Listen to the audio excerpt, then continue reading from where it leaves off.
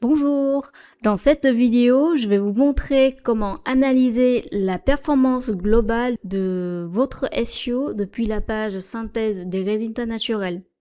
Normalement, quand vous renseignez un site dans la barre de recherche de n'importe quelle page de Google Explorer, l'outil va vous diriger vers la synthèse des résultats naturels.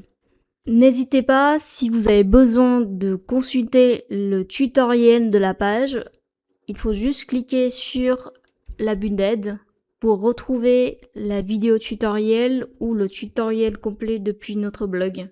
Vous avez aussi la possibilité d'ajouter un site en favori en cliquant sur l'étoile à côté du site analysé. Vous pouvez aussi ajouter un tag à ce site. Donc par exemple là j'ajoute le tag recette. Je valide. Donc le site a été bien ajouté aux favoris avec deux tags cuisine et recettes. Et si je clique sur le site, je vais revenir sur la page synthèse des résultats naturels. Vous voyez ici, il y a plusieurs modes d'analyse organique, aperçu IA, et prochainement on va ajouter d'autres modes comme recettes, maps, actualité, images. Ce sont des fonctionnalités de la SERP et vous pouvez filtrer et analyser vos résultats en fonction des blocs de résultats dans la page de recherche. Mais par défaut, vous allez voir des résultats organiques. C'est des résultats qui sont représentés par des liens bleus dans la page de recherche de Google. Et si vous cliquez sur l'aperçu IA, ici vous allez voir que des résultats pour des mots-clés qui sont positionnés pour votre site dans les AI Overview ou dans les aperçus IA. Et c'est pareil pour d'autres SERP features. Donc là, je reviens à la vue organique.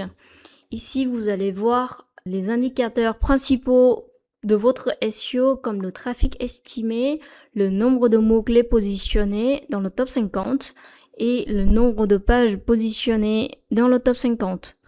Ces résumés-là sont mis à jour tous les lundis et vous avez la date de mise à jour spécifique en dessous des résultats et vous pouvez consulter l'évolution par rapport au mois précédent ou par rapport à 30 jours passés. En bas à gauche de l'écran, vous allez voir trois graphiques différents. C'est pour analyser l'historique ou l'évolution de ces indicateurs, dont le trafic estimé, le nombre de mots-clés positionnés. Ici, vous pouvez voir des mots-clés top 1, top 3, top 10 ou toutes les positions. C'est possible de cliquer pour faire disparaître ou apparaître une courbe. Et le dernier, c'est le nombre de pages positionnées dans le top 50.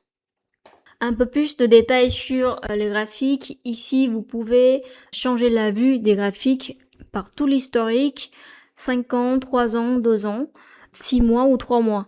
Si vous mettez le mode 1 an, 2 ans ou 5 ans par exemple, vous allez avoir la vue par mois.